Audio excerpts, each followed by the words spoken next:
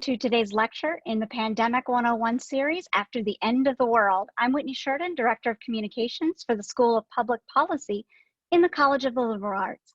Before I introduce today's speaker, I want to set a few ground rules for our presentation and let you know about some other events coming up for the class of 2024. We will leave time for questions at the end of the lecture, but feel free to type your questions in the Q&A box at any time throughout the presentation. If you have questions about your next steps as an admitted student in the College of the Liberal Arts, please reach out to our recruitment coordinator, Chantel Harley. You can schedule a virtual meeting by visiting the prospective student section of the Liberal Arts website, la.psu.edu. Also, don't forget about the university's webinars for the class of 2024 that are wrapping up this week. For details, visit class of2024.psu.edu. And now I am delighted to introduce Michael Bérubé, Edwin Earl Sparks Professor of Literature, who will be discussing the difference between visions of nuclear apocalypse and narratives of viral apocalypse or climate fiction in order to ask about the degree of human agency available in each. Professor Bérubé, thank you so much for joining us. Thank you for having me. This is really a delight. And should I just jump in? Yes, you should. As I was working out this lecture, a lot of the climate fiction thing dropped out. I'll mention it in passing. It's really much more about nuclear and viral, but I think the contrast will be pretty obvious. So I want to start with The Matrix. And I want to start with a scene. It's a critical scene where Cypher, played by Joe Pantoliano, journeys solo into the Matrix to meet secretly with Agent Smith, played by Hugo Weaving. Now, at this point of the film, Cypher has already made clear in a conversation with Neo, Keanu Reeves, that he regrets not taking the blue pill and remaining in the Matrix. Now, he plots to betray his crewmate on the Nebuchadnezzar and possibly the entire human resistance holed up in Zion, deep under the surface of the ruined planet. So clearly establishing himself as a bad guy. Cypher and Agent Smith meet in an upscale restaurant where Cypher is enjoying a large steak medium rare and some red wine. If you could play the clip.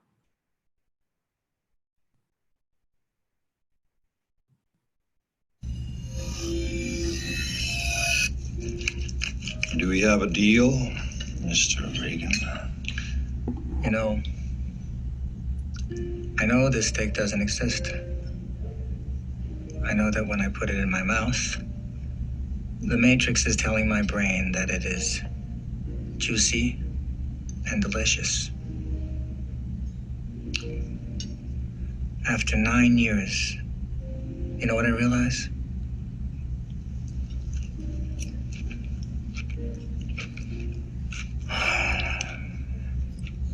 Ignorance is bliss. Then we have a deal. I don't want to remember nothing. Nothing. You understand? And I want to be rich. You know, someone important. Like an actor. Whatever you want, Mr. Reagan. That's all we need, thanks. So if we could go to the next slide. This is how I'm going to set things up in the beginning. I have a few written pages, and then after about 10 or so minutes, I'll be working from notes, and we'll sort of wing it. But first, let me start with the scene. I think it's actually a very witty scene. It suggests slyly either that Cypher was granted his wish and was reinserted into the Matrix as an actor named Joe Pantoliano. Or another option is that Cypher was granted his wish and was reinserted into the Matrix as an actor named Reagan. I'm not sure everyone caught that reference. He keeps calling him Mr. Reagan. And also for most working actors, I suspect there's also a more rueful joke available in the idea that actors are usually or uniformly rich and important. Cypher's desire suggests that he is shallow and self-absorbed, certainly shallow and self-absorbed enough to betray his comrades and give up the fight against the machines, which he has waged for 9 years while eating runny slop. The scene right after this cuts to their real meal where they're just eating this sort of like watery corn chowder. And also he's living in close quarters with crewmates who seem not to like him very much. And I don't want to fail to acknowledge that killing one's crewmates is bad. I would even go so far as to say it is wrong. But is it wrong under these circumstances to give up? Cypher gives us a number of reasons for his decision, the food and living conditions among them, as well as the conceivably racist complaint that he resents having to do what Morpheus, played by Lawrence Fishburne, tells him to do. But neither he nor anyone else questions the goal of the war against the machines. To win what, exactly? The same question haunts the Matrix's sibling franchise, the Terminator trilogy, and its many spin-offs. So the question is this: if indeed the Earth has been rendered an uninhabitable hellscape by nuclear war, as in Terminator, or by unspecified means that scorched the sky, as in the Matrix, why shouldn't humans just fold the tent, die off after maybe one last rave in Zion, and turn the planet over to AI creatures who seem not to mind existing in a hellscape? What precisely is wrong with deciding to lie unconscious in a pod of pink goo, literally dreaming your life away, if the alternative is fighting to take back a planet your species has already utterly destroyed?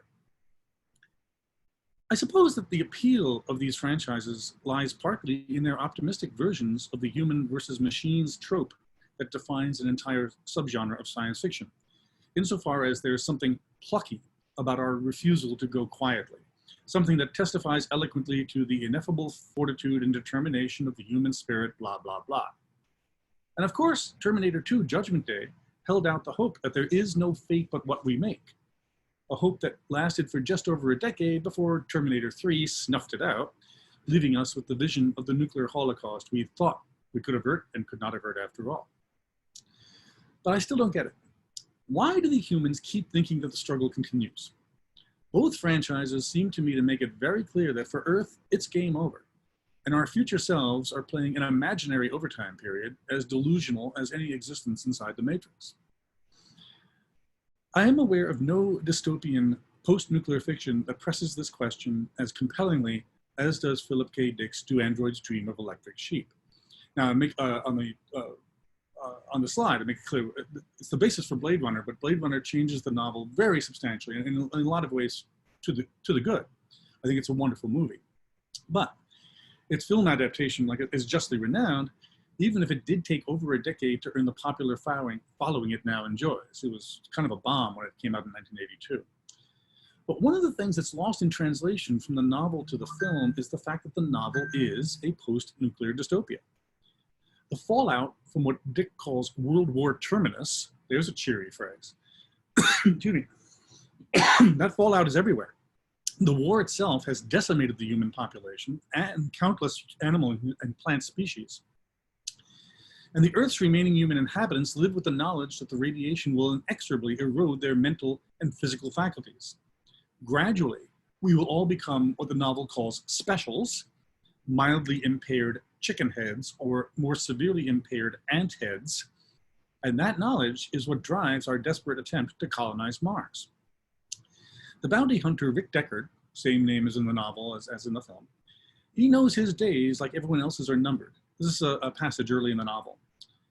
So far, medical checkups taken monthly confirmed him as a regular, as a man who could reproduce within the tolerances set by the law. Any month, however, the exam by the San Francisco Police Department doctors could reveal otherwise. Continually, new specials came into existence, created out of regulars by the omnipresent dust. That would be the nuclear fallout. The saying currently blabbed by posters, TV ads, and government junk mail ran, "Emigrate or degenerate, the choice is yours."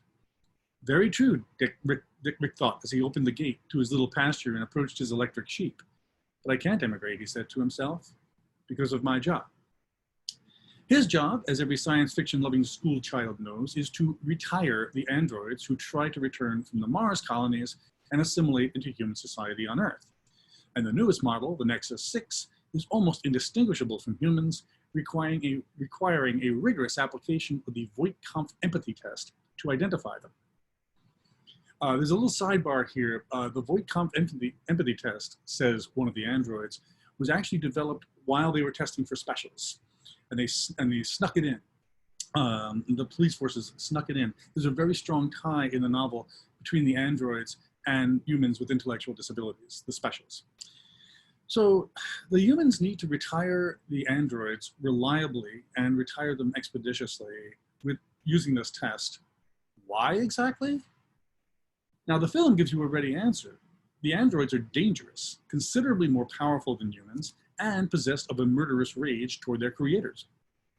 Their prototype was apparently Frankenstein's creature, which is why their leader, Roy Batty, insists on confronting and killing Eldon Tyrell, just as the creature confronts Victor Frankenstein. Eldon Tyrell is the genetic engineer who designed him, but they are considerably more attractive than the creature was, and all the more dangerous for that. The novel contains no such scene where the creatures, the androids, meet their maker.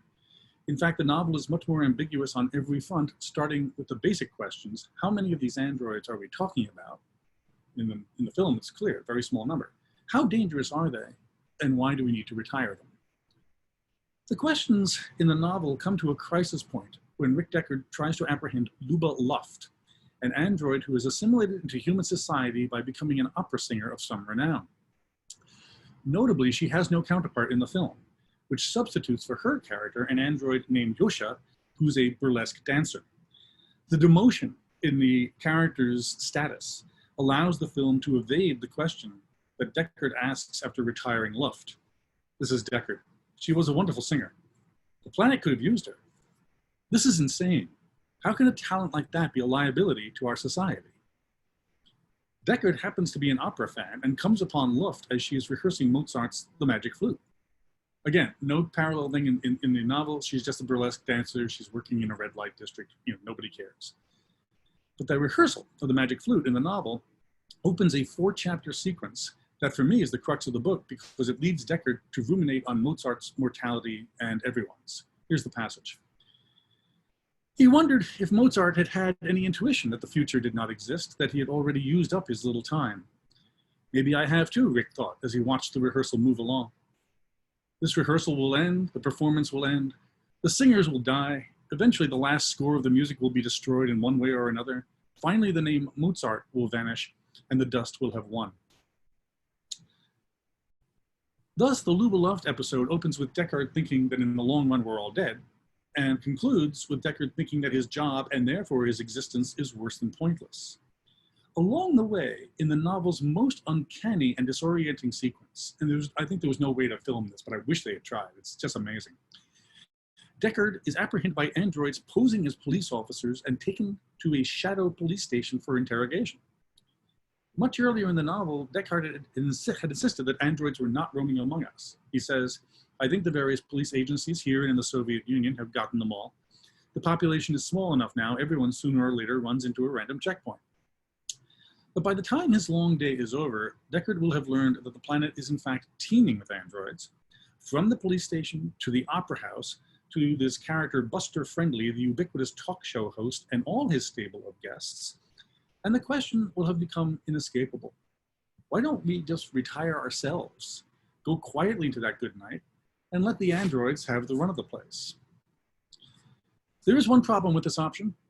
The androids are not nice to animals. On the contrary, they are deliberately cruel and abusive.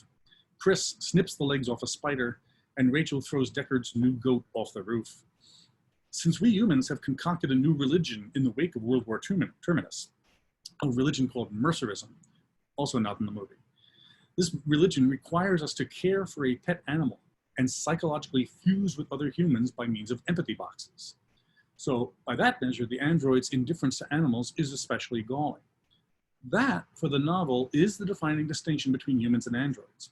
We have the capacity for empathy, they don't. But it is one of the novel's more subtle touches that it never asks how humans can construe themselves as empathetic, animal-loving creatures after they have managed to render the planet a radioactive hell. Where was the empathy in World War terminus? The androids quite appropriately call bullshit on this arrangement. As Irmgard Batty points out, and she says, without the Mercer experience, we just have your word that you feel this empathy business. She is not wrong. But for all my sympathy with Cypher and my empathy with Dick's androids, I'm not ready to give up just yet. That's not where this lecture is going. Besides, all-out nuclear apocalypse doesn't seem to be as imminent as it did during the Cold War. We now have other nightmares to wake up screaming from. Let's see, let's stay with this slide. And now I move to notes. I want to make clear that when I talk about these various Cold War nuclear dystopias, I'm not talking about the realistic ones. The two best, I think, which are Failsafe, 1964, or On the Beach, 1959. Everyone also, of course, thinks of Dr. Strangelove, but that's not entirely realistic. That's a black comedy version of a nuclear apocalypse. Failsafe is actually much more terrifying because there is no Jack D. Ripper. There is no Dr. Strangelove. Everyone in that movie is completely well-intentioned. So Matrix and androids are much more about humans creating forms of AI like Skynet and androids that we can't control. Again, this is a theme of science fiction going all the way back to the first instance of science fiction, Mary Shelley's Frankenstein. You may have heard of it. But now I want to turn to viral apocalypses. Next slide. Thanks. First, there were 3 nuclear apocalypse fictions that were then rebooted in decades later as viral apocalypses. Not a lot of people know the experimental French film La Jetée, a 30-minute stop-action film, but Terry Gilliam picked it up and transformed it into 12 Monkeys. It was a nuclear apocalypse, became a viral apocalypse, and the other 2 that were reimagined were I Am Legend and Planet of the Apes. Although Planet of the Apes is a little bit of a hybrid, it's, you know, viruses and apes.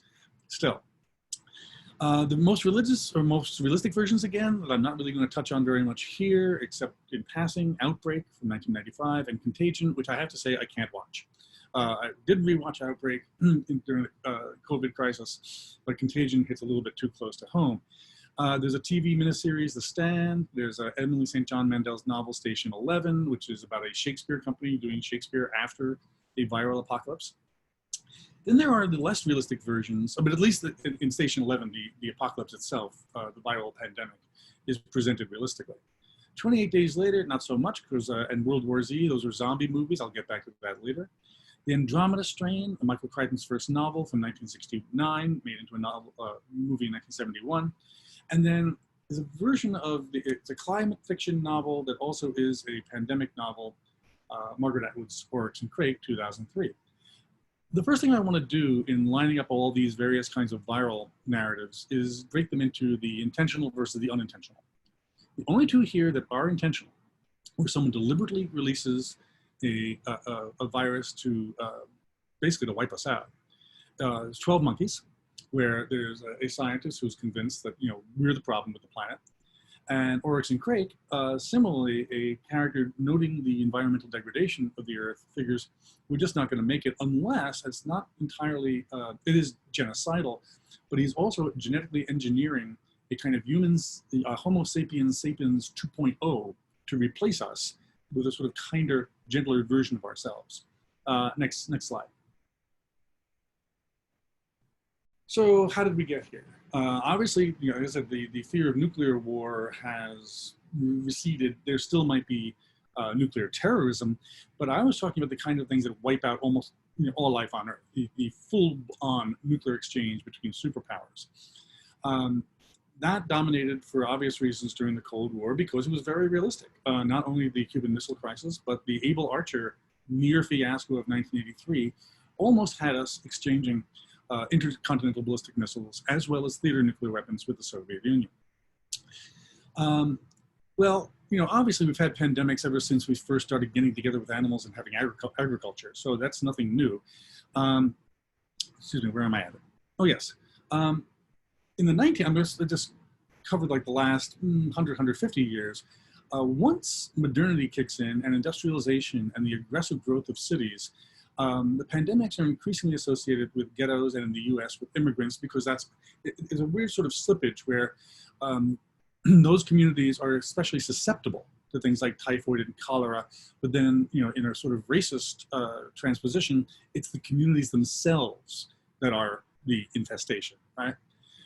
Really good book on this, Priscilla Wald's book, Contagious, Cultures, Carriers, and the Outbreak Narrative, published 12 years ago, has a whole chapter on Typhoid Mary, Mary Mallon, Irish immigrant who was the first person ever identified as a healthy carrier.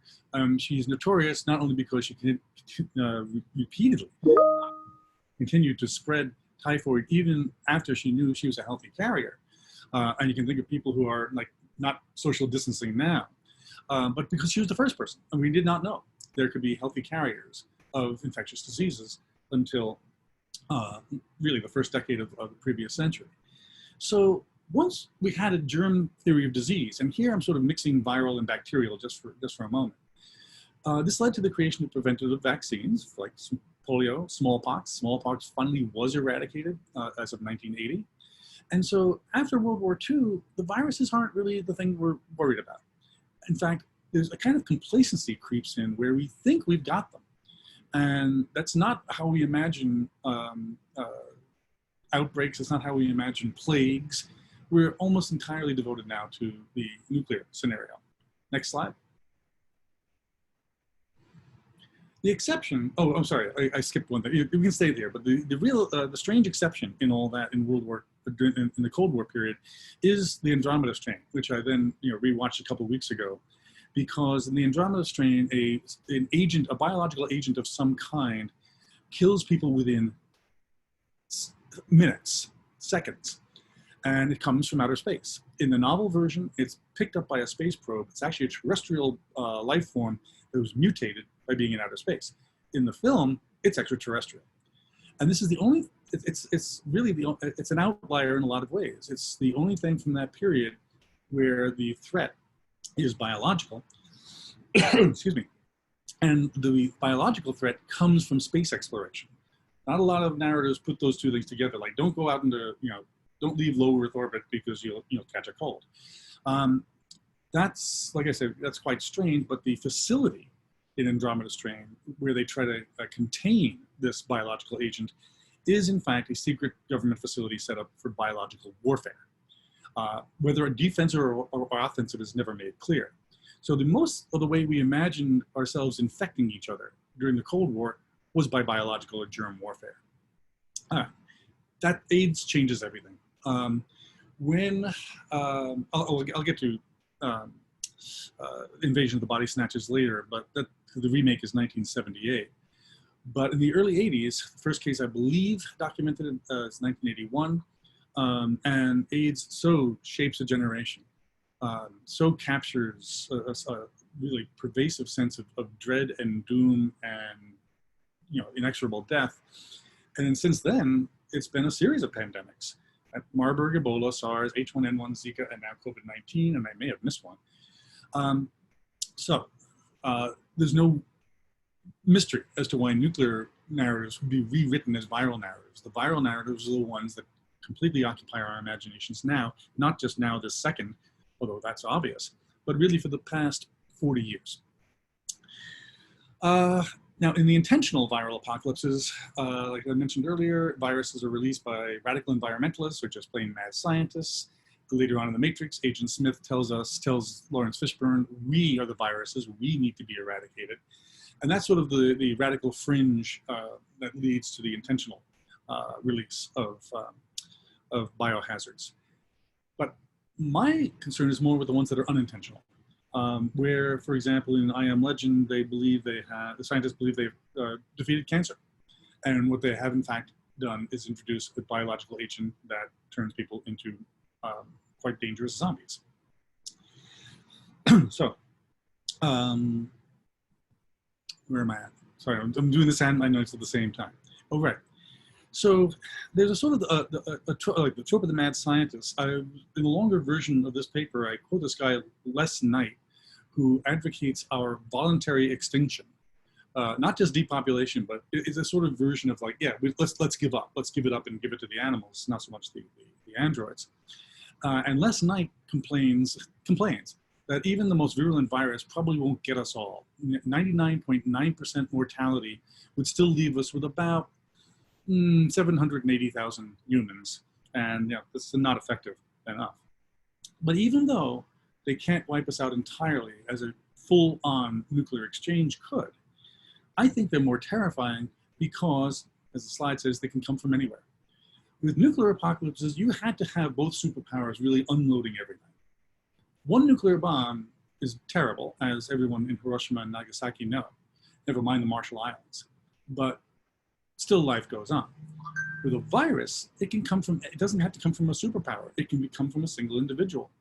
And I thought also of the phrase, when we say a meme has gone viral, think of someone uploading a cat video to YouTube and it destroys the world. That kind of thing. One random meme And then this also leads to a meditation in a lot of these narratives on communication itself. I mean, we are talking about communicable diseases, right? Well, in some of these narratives, what's communicable is communication, right? It's the communication itself that is dangerous. A bad idea, right, can circulate and kill us. A bad meme, which is actually entirely true, of course. If you get the bad idea, like maybe we should inject bleach, you know, enough people start doing that and people will die. But it's also about communication in a mechanical sense, right? One of the concerns at the turn of the last century, having to do with typhoid and cholera and such diseases, was that the building of railroads would facilitate their spread. Now, of course, it's all about air travel. And in another way, both metaphorical and real, it's about spreading things by computers, computer viruses. Next slide. So these narratives are also about our inevitable interconnectedness, our means of communication, both in physical and in verbal terms. And now I'm just going to turn in the last few minutes here to things that are a little bit more allegorical, because as far as we know, zombies and vampires don't actually exist. But so plagues have been sometimes political allegories. Albert Camus writing about fascism. It's not simply about the spread of fascism, it's a little more complicated than that, but Invasion of the Body Snatchers could go either way. Sometimes it's read as basically the pods come from outer space and they replace you with an exact replica of you who's basically zombified and totally without passion, without will, without any sense of independence. You become part of a hive mind. So people on the left read this as being about McCarthyism. People on the right tend to read it as being about communism. Either way, it's about conformity. And then when it was remade in 1978, there wasn't an immediate context for it, the way there was in the mid-50s, and it looked instead like an eerie presaging of the AIDS crisis. So here's the last thing. I said that these things can come from anywhere. In a lot of these narratives, the panic involves who is responsible. Is there a typhoid Mary, right? Is there a patient zero like Gaetan Dugan with AIDS? Viral narratives produce wild speculations about agency, precisely because agency is so unclear in them. And that's why today we have all this anti-Asian and anti-Chinese outbreaks, whether it's about a wet market or a Wuhan lab, or even crazier, I think more wackadoodly, Bill Gates. Where did this thing come from? Jews in the Black Death of the 14th century, European Jews were widely blamed for the outbreak of that pandemic, so much so that rumors circulated that Jews would be seeding drinking wells with poisoned powder. Checks notes. Jews were not actually doing that. But again, we were sort of so terrified by the idea of an agentless thing. And remember also, we didn't really learn until the 50s that viruses are sort of alive and not alive at the same time. So they're especially terrifying in that way. And there's another version where I think it's another slide. Is the last one? Ah, yes. There's another narrative, usually the environmental narrative, that says all of us are responsible for this. We've been developing undeveloped areas in Africa, Asia, the Amazon. We're releasing all these whatevers. Or in climate change, whenever certain glaciers melt, God knows what they will release. Ice shelves. So one argument is that the agent here is really the Earth, not any of us. The Earth itself is fighting back. It's defending itself from these incursions. It's sort of like the Gaia hypothesis that the Earth is one enormous, multifaceted, composite conscious entity. But like I say, these are proliferations of fantasies about agency, trying to pin down agency where we don't know if any exists. We like to say, the virus respects no borders or anything, but we also can't think of this as just being a agentless kind of event. We have to attribute it somehow. And that means also, my final cheery bullet point, fear and bigotry also become pandemic. In a pandemic is as if we have met what some people are calling the invisible enemy, and it actually turns out to be us. But I'd like to close this lecture by suggesting that maybe we could try to do better this time around. Thanks very much. Thank you, Professor Bérubé. I want to remind everybody that now we are taking questions in the Q&A box, and we encourage you to participate by asking your questions. I wanted to start by talking about you'd think that pandemic movies and books would be the last thing people would want to watch right now. You even mentioned that Contagion, I think was the one that you said you found a little difficult to watch Yeah, because it hit a little close to home, but they've been hugely popular right now. of course. And I actually went into like the Contagion waiting room. Yeah. I played this 4-minute news segment from 2011 in which they go through the premise of the movie and they bring on an epidemiologist, and the newscaster is like, so can this really happen? Like, yes, that's exactly what, this is what this is about. I forgot though that the one thing that got me about Contagion when I first saw it, and this goes back to my closing argument about agency, is because it's the narrative is structured the way it is. It leaves you thinking for about until the last 30 seconds of the movie that this is punishment for Gwyneth Paltrow committing adultery on her way back home from China, right? That this is again kind of an AIDS narrative in the way. Anyway, it's like this is what happens when you leave the nuclear family, and it turns out not that it's pigs, it's China, it's much more like the narrative we have for having to do with wet markets. But yeah, so it's a kind of it leaves you hanging there for a bit. It's a bit of a bait and switch, and for a while I was annoyed by the movie. You're not really going to blame this on extramarital sex, are you? But no, in terms of what things actually look like, I guess it was more the food riots and the mad blogger. I just can't take that right now. It's too likely. Whereas Outbreak, the thing that annoyed me about Outbreak, again, very realistic as to what the CDC protocols are for biohazards. But first of all, it overlays it with a marital drama, right? Like you think, oh, this movie's about divorce. Oh no, it's about Mutaba, whatever it is. It's about an African Ebola-like virus. And then it turns into a sort of, a sort of, not like a whodunit, but, Donald Sutherland gets to play another evil, creepy military guy. And the last half hour, I think, just goes off the rails. But at least they attempt to portray pandemics realistically. These are not allegorical things like zombie outbreaks.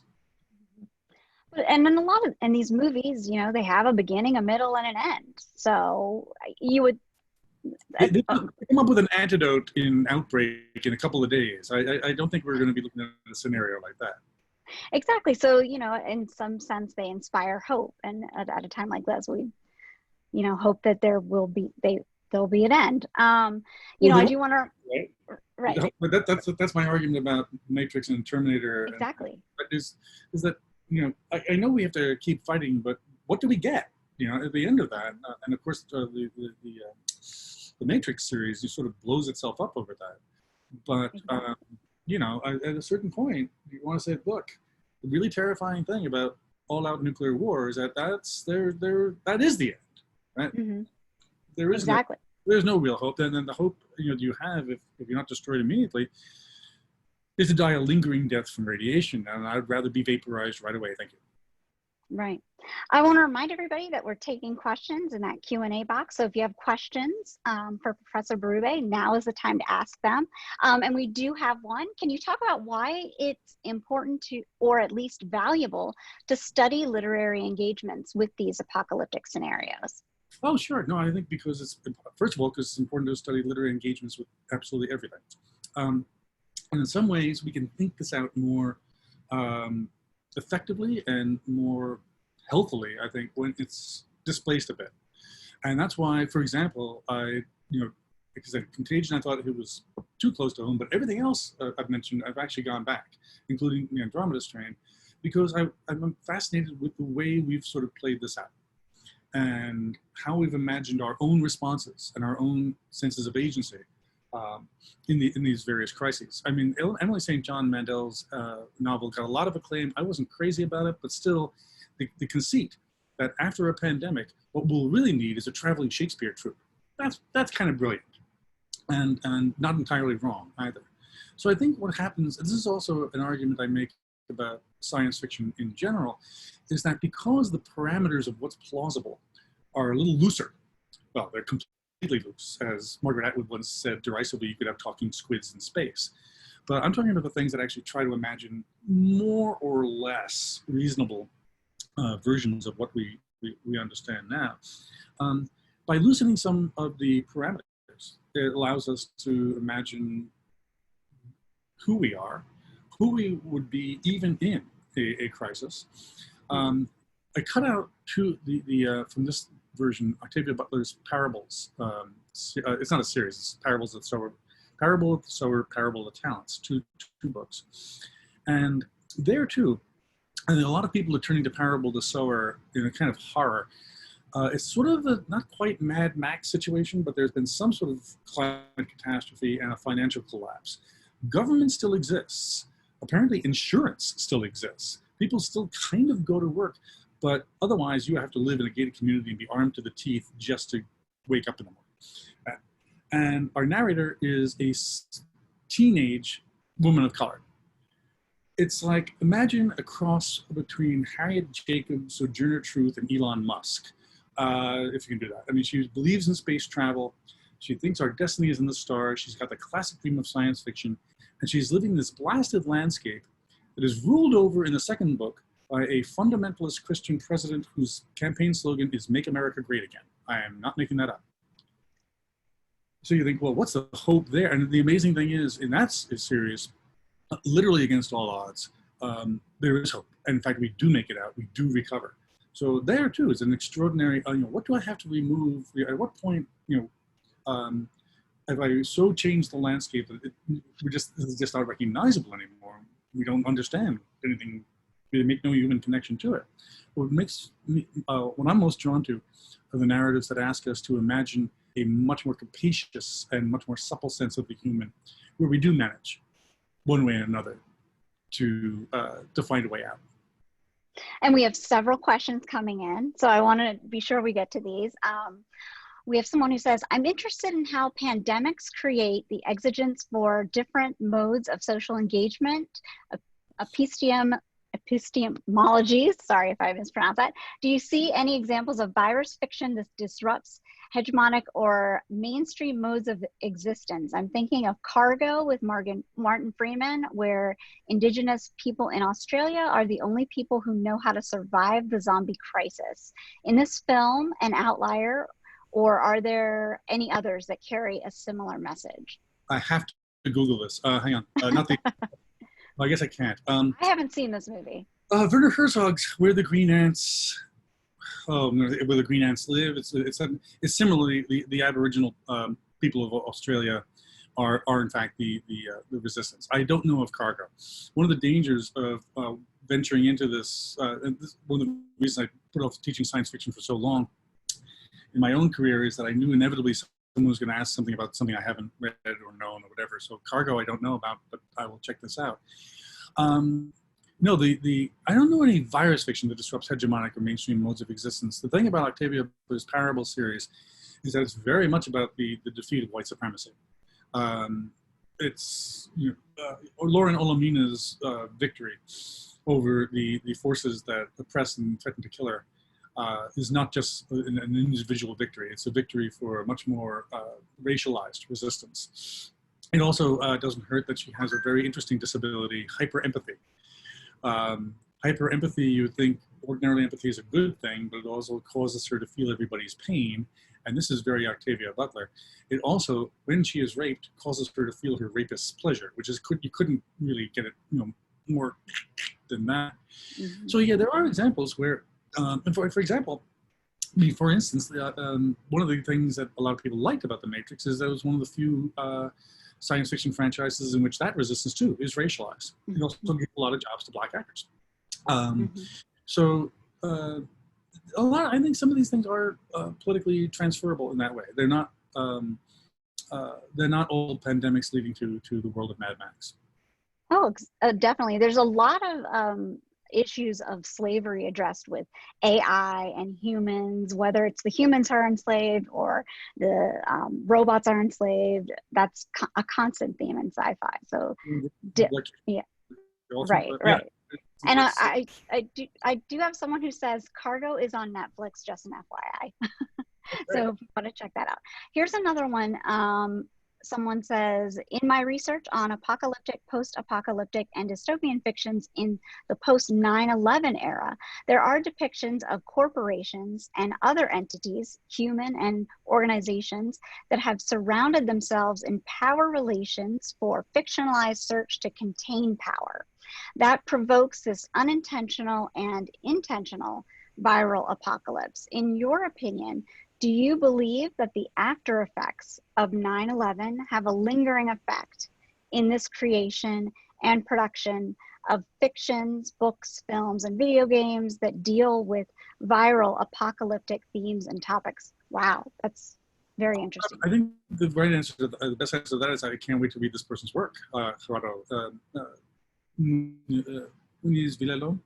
Yes, That's yes. a really, really interesting thesis. It had not occurred to me until reading it on the screen.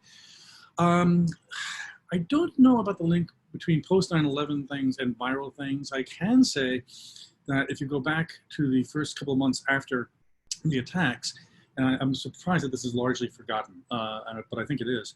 What really wigged everybody out was anthrax. Getting anthrax in the, and we still have no idea what that was about, but of course it was totally spuriously attributed to Iraq and provided a lot of justification for the Iraq war. And again, that's not viral thing. That's much more, a germ warfare kind of Cold War thing. But yeah, I'm sure I'm just going to think more about that one. That's. I would say I've seen that especially in video games, but that's fascinating. Yeah, I wouldn't be able to tell you. I mean, one thing I can tell you about 9/11 though is that because it wasn't an attack by a state, it was an attack by a terrorist group with a sort of hand-in-glove relationship to a state nobody recognized in Afghanistan. Almost nobody had any diplomatic relations with the Taliban. So there was very much a nebulous kind of band of like a sleeper cell or something like that. And that reminded us that really enormous devastation can be wrought by 20 people, excuse me, as long as they're working in a terrorist organization. And that was, there was all these interim 90s narratives, and I think one involving Tony Shalhoub as a Middle Eastern person, and the Schwarzenegger farce True Lies were all about individual terrorist groups getting their hands on like a nuclear device or some nuclear weapons. So those were sort of interim things where it wouldn't be a total thermonuclear exchange that wipes everything out. It would just be the proliferation of nuclear weapons in dangerous hands. But yeah, I haven't really thought about that for viral things post 9/11. It's a great question. Very great. Would you talk a bit about ableism and apocalyptic fiction and how that might connect with the pandemic today? I could talk about ableism all day long, but I'm not really sure where that question is going. Maybe if they could, if they want to type a little bit more in the question in the Q&A. I encountered this with a critic of Emily St. John Mandel's Station 11, who complained from a disability studies perspective that there's a wheelchair user in there who is trapped in the pandemic. And I didn't see the problem with that, since I thought that was entirely plausible, that putting such a character in the fiction does not advocate the mistreatment of people who have mobility impairments. I think it's also recognized that people with disabilities and people with underlying medical conditions are most at risk. And one of the first things that the communities I move in electronically, one of the first things we were worried about is if in fact the health system is overloaded, what happens to people with physical or intellectual disabilities? They probably are set at a discount. So I don't see that so much in the fiction. I can't think of any case where a viral narrative is also a critique of ableism. The most intriguing thing, I'll go back to Octavia Butler, because hyperempathy, like I said, is in fact a disability. Sami Schock has the best reading of it in a book called Body Minds Reimagined. And one of the things about it, she didn't have to give it an etiology, but she did. It comes from people Lauren's mother basically repurposed a drug that was meant for early Alzheimer's and turned into a kind of Adderall where people just popped it for greater mental acuity, and it produced birth defects and one hyperempathy. So there, I think there's a very interesting critique of pharmaceuticals, of ableism, and what's interesting about Olamina's journey in those, especially in the first novel, is that the more she goes on, the more she comes up with a little pack of people to follow her, the more vulnerable they get. They turn into like a whole group of about a dozen people who you would think would be the least likely survivors. So again, I think Butler's a good place to go for that, but I don't know of any others. Great.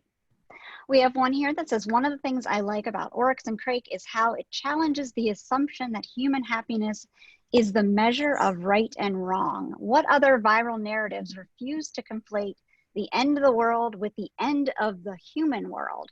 How do you/we read such narratives differently in a time when human suffering is in the foreground? Well, Tally Kaiser clearly is reading my mind. That is precisely my reading of Oryx and Crake, and if I had another hour, I would go into it in some detail, but I want to focus on one scene that I think bears this out completely. And I don't know how widespread this reading is. I might try to work up something about it. I've written a kind of prospectus-y thing, because as you can tell, I'm interested in those moments where, with the nuclear things, it's one thing, but in Cixin Liu's three-body problem, as in Oryx and Crake, various kinds of humans decide human happiness is not the measure of the world. What really matters is the biosphere as such, with us or without us. And in Oryx and Crake, there's a moment where they're teenagers, Jimmy and Oryx, and they're at Oryx's uncle's vacation home on the Hudson Bay, which is a sort of dark joke on Atwood's part. We'll have vacation homes on Hudson Bay and climate change. And they're watching the Hapa Cuppa riots. Hapa Cuppa is basically a kind of Starbucks coffee chain. And the workers are striking, and the corporation is responding violently. And Oryx said, those guys should be whacked. And Jimmy says, who, the peasants or the guys attacking them? And Oryx says, well, it's not about the peasants. There's always going to be dead peasants. But these guys are nuking the cloud forest. And Jimmy says, what, you're taking sides? And Oryx says, most chilling line in the novel, I think, there aren't any sides as such. In other words, of course there are. There's the Hapa Cuppa workers, there's the peasants, and then there are people exterminating them. But for Oryx, he sort of sees past that. I mean, Crake, I'm sorry. Crake, Glenn, I keep referring to him as Oryx. Crake, for Crake, the point is that this hurts the Earth, this hurts the planet. Mm-hmm. Mm-hmm. And whatever side wins this thing, what's really going to matter here is something much more like the Gaia hypothesis, is the biosphere. And again, he doesn't want to get rid of us, he wants to replace us with something that kind of looks like us, but that's precisely the point. The question is not whether we survive, and I think it's also such a great sort of rebuttal to the idea that, the whole idea of sustainability, meaning that we can continue to, drink water in plastic bottles with 10% less guilt. It's really a radical reimagining of how we should think of our sphere of orientation vis-a-vis the planet itself. So yeah, that's one of the things I like about Oryx and Crake too. Well, you talked about, a lot of these movies being metaphors for different social ills and political movements, political allegories. And a lot of, people look at zombies as kind of metaphors for the collapse of the system finally collapsing and changing, an opportunity to change the world. So, but that's, the end of the human world in a lot of those cases. Here's another, yeah. The iceberg under the water. Exactly. In order to give this project a little more something else, I did finally go back and read Alan Weissman's book, The World Without Us. That's also where I got that quote from the person who advocates voluntary human extinction. It's a very detailed sort of, here's 16 or so ways in which the world, basically what of ours actually will survive. Glass will do pretty well. It turns out that everyone who thought in the nuclear days that cockroaches and rats would be just fine, no. In fact, we're seeing already rats in New York are turning feral because they don't have the restaurants to dine on anymore. So it turns out we're much more codependent with rats and cockroaches than we thought. But yeah, it's a fascinating question. But the real dangers, even there, would be, you know, the massive oil refineries in Texas and the 400-something nuclear plants, untended by any human hands. That could make things really unpleasant for the animals who survive us. And here is one of You know, and plants, of course. and we have one about animals here with I saw- COVID-19 with COVID-19 as well as other real and fictional diseases, Black Plague, swine flu, bird flu outbreak, etc. Animals seem to play a role either in terms of transmission, disease origin, or both, whether or not they are actually affected by / carry a particular disease. Is there a common thread in terms of animals' presence in these narratives that ties them together? Is it simply that they are convenient metaphors for otherness? Or is it the presence of animals more diverse in science fiction narratives concerned with outbreaks? Great question. I happen to know Katie Warzak. I know her work, and I know where this question comes from. Doing a very interesting project on animality, race, and disability. And I want to say first in response, I don't think they're metaphors. Think of the monkeys of 28 Days Later or the monkeys of Planet of the Apes, right?